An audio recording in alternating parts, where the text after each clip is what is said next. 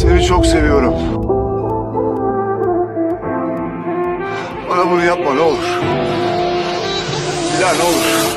Seni kalbimden vuracağım demiştim. Seni tavuğundan vuracağım. Merhaba arkadaşlar, yepyeni haberlerle karşınızdayız. Birsen Altuntaş dava sürpriziyle gündem oldu. Elçin Sango'ya cevabı gecikmedi. Birsen Altuntaş ile Elçin Sango arasında gelirim. Dizi sektöründe yaşanan tekelleşme iddiaları hakkında yaptığı açıklamalarıyla gündeme gelen Birsen Altuntaş, Elçin Sango'ya dava açtı.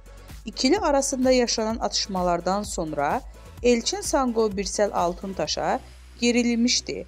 Elçin Sango Birsel Altuntaş'a sürpriz yapacağını söyleyerek kavganın fitilini ateşlemişti. Daha sonra belgelerle konuşan Elçin Sango bu durum üzerine iki sürpriz daha yaptı. Sosyal medya hesabından Altuntaş'a dava açtığını duyurdu. Birsel Altuntaş'tan cevap.